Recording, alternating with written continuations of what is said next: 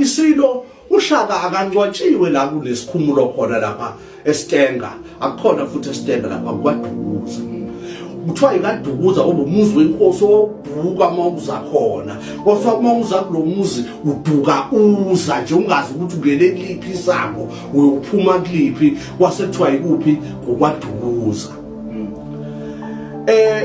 nxa ilembe selikhotheme bengichaza ukuthi la kuyekiwe khona kuyokwenza umcimbi wesilo asilele lapho isilo sakaDukuza isilo sakaDukuza silele lapha eMbozana okwathi uma besibulele kwakukhona ibhobo umgodi okwakufihla kusona isangcobe babona lapho ngoba kwangekho umuntu wayezomba ini ithuna ngoba inkosi phela kwangafanele ukuthi lethuna layo laziwe ukuthi likuphi basithatha isilo eduze komfula lapha eMbozana basifaka lelo bhobo bagqiba kwazi bona uma kuzoba nemicimbi yaseNdlunkulu uma kuzoyokwenza umcimbi wesilo iNdlunkulu iyayihambe ngaphambili iye lapho ibona abaziyo ukuthi ngokwamanje ukuthi likuphi nendawo thina abantu bazikazana asazi kepha umntwana waminya wasikhombisa lesikhathi esifundisa ukuthi ilembe lilele la kulokukhala. Sibingelele kubo bonke abalandeli bethu kwi-Asikhulisane talk show.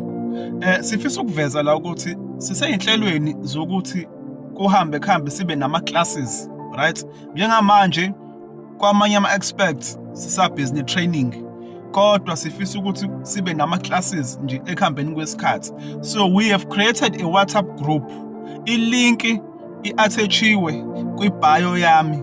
Mungena kwi-profile yami kwi-bio ilink ya WhatsApp group ngiyifake khona. So kumuntu ozoba interested mhlawumbe ukuthi abe ingxenye ye-Asikhulisane angayijoyina i-group ngoba ezinye izinto zizochazwa khona, ezinye izinto zizokhulunywa khona.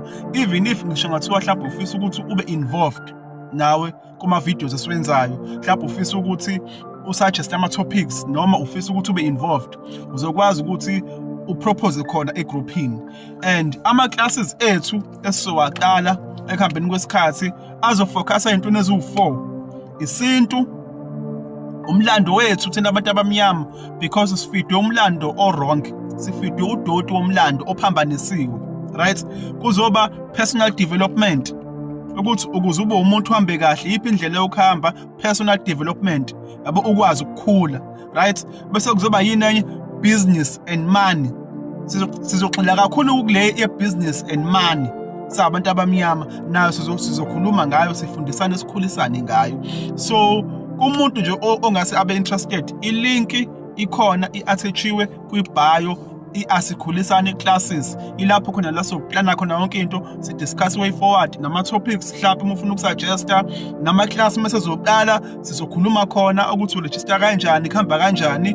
Siyabonga kakhulu.